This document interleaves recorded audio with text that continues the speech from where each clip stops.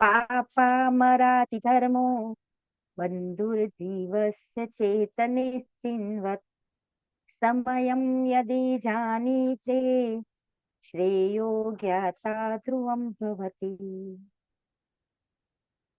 पाप जीव का शत्रु है और धर्म जीव का मित्र है, ऐसा निश्चय करके जो अपने आत्मा को जानता है वो ध्रुव नष्ट नहीं होने वाले सुख को प्राप्त करता है। 5 पापों का स्वरूप हम देख रहे हैं। उसमें हमने कल कुशील पाप पर चर्चा करी थी और आज हम परिग्रह पाप पर चर्चा करेंगे। कल हमने परिग्रह के भेद बताए थे, आज एक बार उसके भेद याद कर लेते हैं, तब तक सब आ जाए। वंश, परिग्रह के कितने भेद है? अंतरंग 12 24। 24 भेद तो है, लेकिन फिर उसके 24 कैसे हुए? 14 अंतरंग और 12 बहिरंग, 10 बहिरंग। हाँ 10 बहिरंग, बहिरंग। हाँ शाबाश।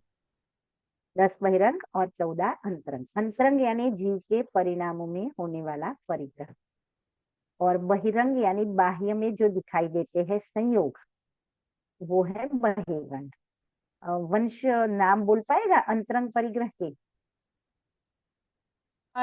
9 9 कषाय, क्रोध मान माया लोभ और मिथ्यात्व। सबसे पहला नाम आएगा मिथ्यात्व। मिथ्यात्व का, हाँ। उसके बाद क्रोध मान माया लोभ, ये 4 कषाय, ये बड़े कषाय है, और 9 कषाय को छोटे कषाय कहे जाते हैं। 9 यानी थोड़ा छोटा, तो 9 कषाय है हास्य और रति, अरति, शोक, भय, जुगुप्सा। स्त्री वेद के परिणाम, पुरुष वेद के परिणाम और नपुंसक वेद के परिणाम। एक एक को हम थोड़ा थोड़ा बाद में समझेंगे। पहले परिग्रह की परिभाषा और परिग्रह का स्वरूप हम थोड़ा सा समझेंगे। परिग्रह की परिभाषा याद है वंश को?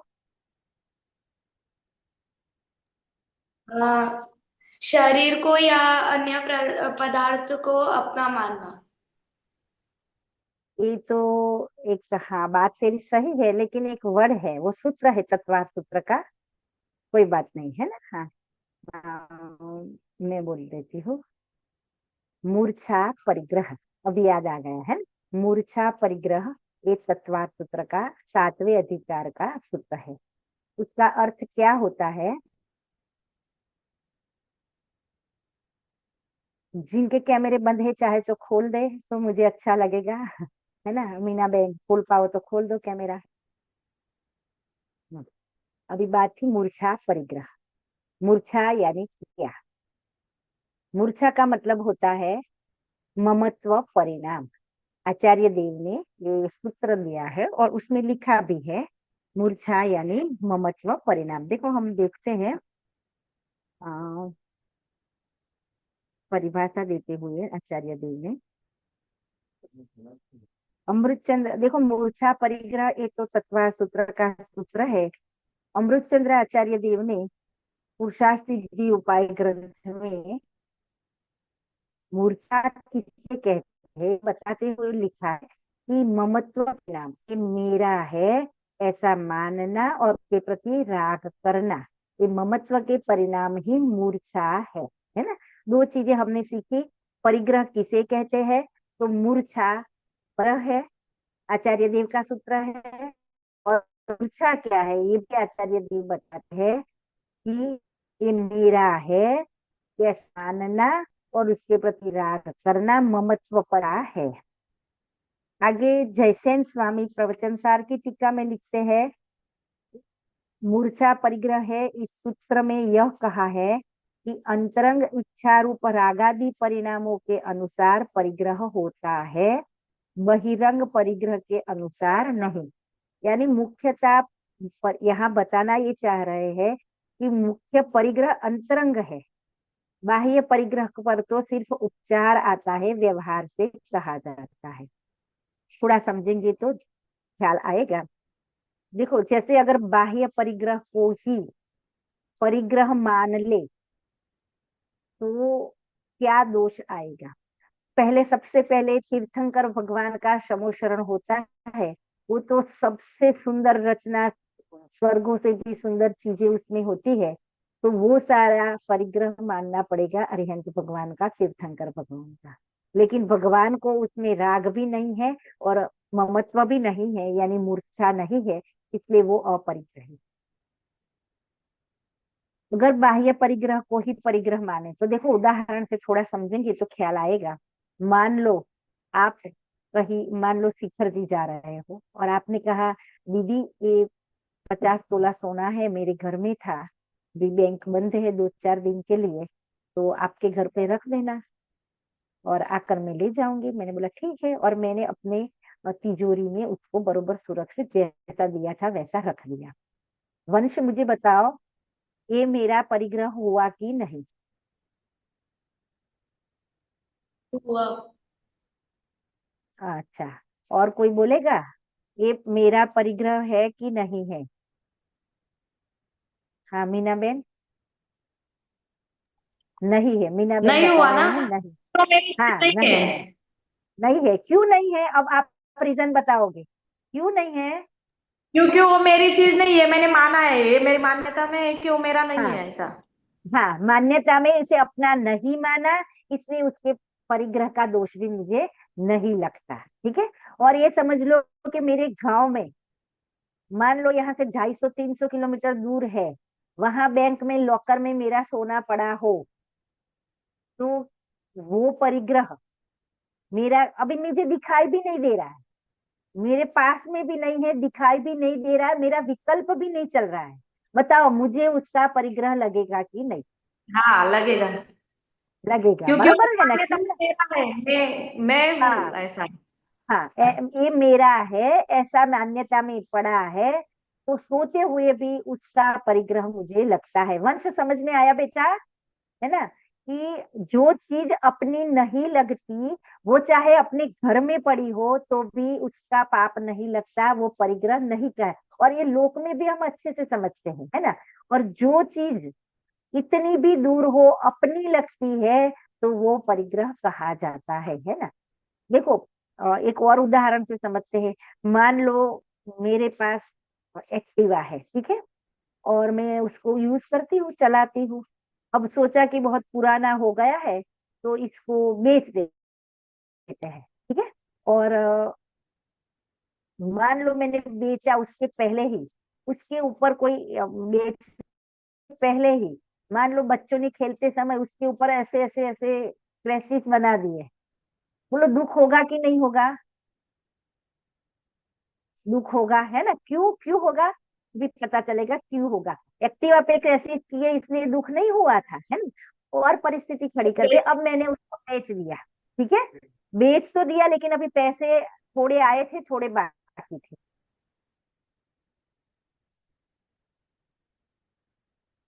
पैसे पर बहुत ज्यादा, बोलो अब हो भी नहीं होगा, है ना। अब दुख नहीं होता, क्योंकि वो अब तो बेच दिया है, अब मेरा नहीं है, भले ही मेरे घर पे पड़ा है ना।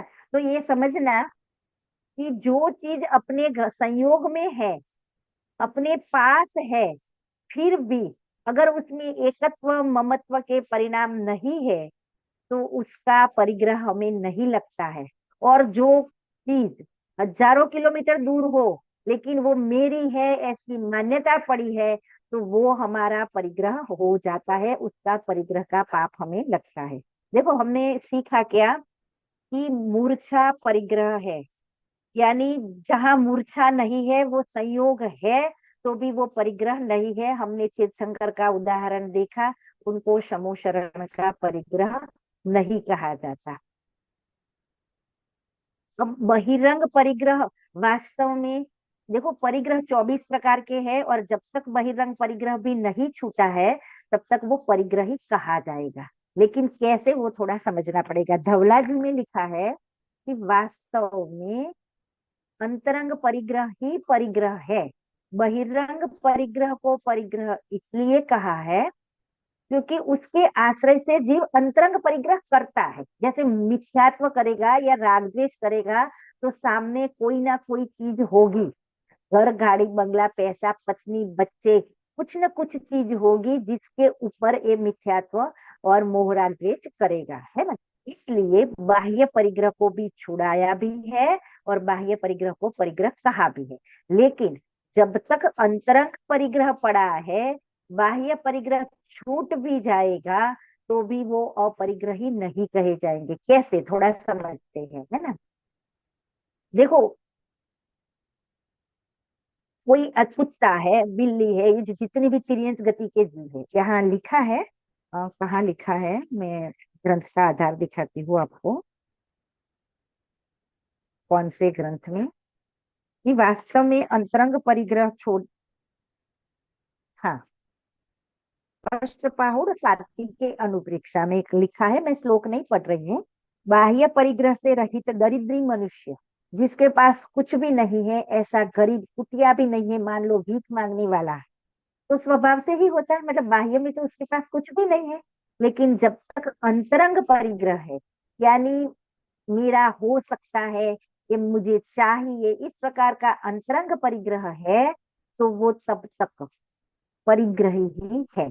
अब अंतरंग परिग्रह है का क्या मतलब, कि जब तक उसे मिथ्यात्व है, अपना अपने को नहीं जाना, तो सारे पर पदार्थ ये मेरे हो सकते थे, या भविष्य में हो सकते हैं, या अभी है। जो एक कटोरा है तो एक कटोरा मेरा है, ऐसी मान्यता, उसको मिथ्यात्व परिग्रह पड़ा है।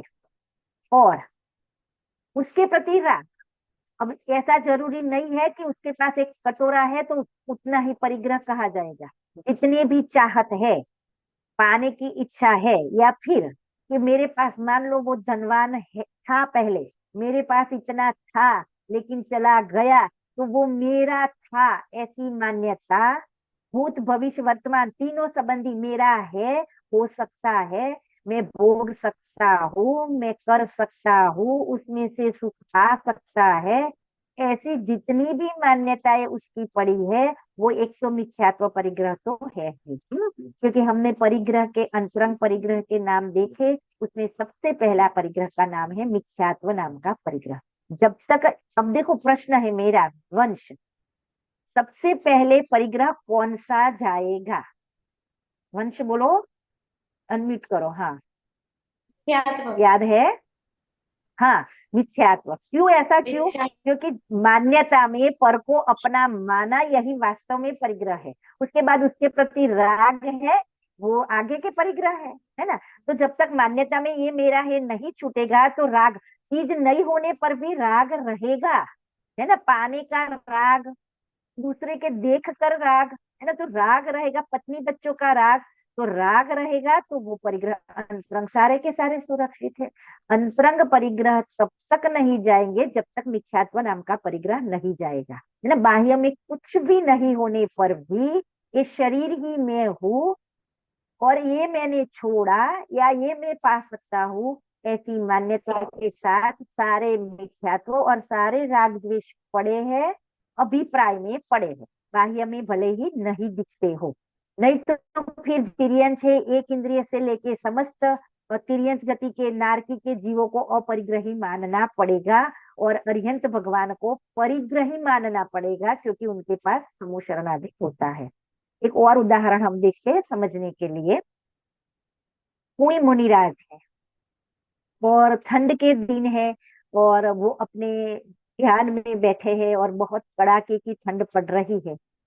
मान लो वहां से एक ग्वाला निकला, और उसने सोचा, अरे ये कोई त्यागी महात्मा है, अभी तो दिन है, अभी तो शाम ढलने को आई है, इतनी ठंड है, तो रात में कितनी ठंड पड़ेगी और इनका क्या होगा, है ना। और उसने क्या किया, कि अपने ओढ़ी हुई शॉल को मुनिराज के शरीर पर उड़ा दिया। अब मुझे बताओ, मुनिराज परिग्रही है कि नहीं है? हाँ, स्वाति मना कर रही है, वंश मना कर रहा है, मीनाबेन मना कर रहे हैं, है ना। बात तो आपकी बिल्कुल सही है। अब थोड़ी परिस्थिति देखते हैं। देखो मुनिराज, शरीर में एकत्व नहीं है तो मेरे पे शाल ओढ़ाई, ऐसा राग भी नहीं है और ऐसी मान्यता भी नहीं है ना। वो संयोग थे, उधर से इधर हुए, मेरे में क्या हुआ, मैं आत्मा हूँ, ये मान्यता दृढ़ है। उनको जरा सा भी परिग्रह का दोष नहीं लगेगा, है ना। भले ही शाल पूरी रात, हाँ, वो उनको संयोग पता है कि ये शॉल वस्त्र है जो शरीर पे डाला है, तो वो खड़े नहीं होंगे क्योंकि ये उपसर्ग लगेगा उनको, है ना। लेकिन अगर उनको ये विकल्प आए कि ये ग्वाला मूर्ख है, उसको समझ में तो आता नहीं कि मुनियों पर वस्त्र नहीं डालते, और पागल ने मेरे ऊपर वस्त्र डाल दिया, है ना। अब क्या होगा, अब वो परिग्रह हो जाएगा। क्यों? क्योंकि वो शॉल है, वो मेरे पे है, तो ये शरीर भी अपना और वो शॉल भी अपनी, ऐसा मिथ्यात्व नाम का परिग्रह। और फिर अब वो संयोग में है, उसके प्रति राग हुआ, द्वेष हुआ। राग नहीं हुआ तो द्वेष हुआ कि अरे उसको पागल को समझ में नहीं आता कि मेरे पे डाल दिया, है ना। तो ये परिग्रह का दोष हो जाए, है। अरे वो मिथ्या दृष्टि हो जाए, क्योंकि शरीर को और शॉल को उन्होंने अपना मान लिया। अब एक और परिस्थिति खड़ी हो सकती है कि वो मुनिराज ऐसा सोचे कि ठीक है ना, हमने कहा बोला था, है ना। अब ग्वाले को जो अच्छा लगा सो किया, लेकिन अपना तो काम हो गया, ठंड तो रुक जाएगी, तो भी उनको परिग्रह लगेगा, है ना। तो देखो, संयोग के, वो तो मैंने उदाहरण दे दिया अपने घर में कि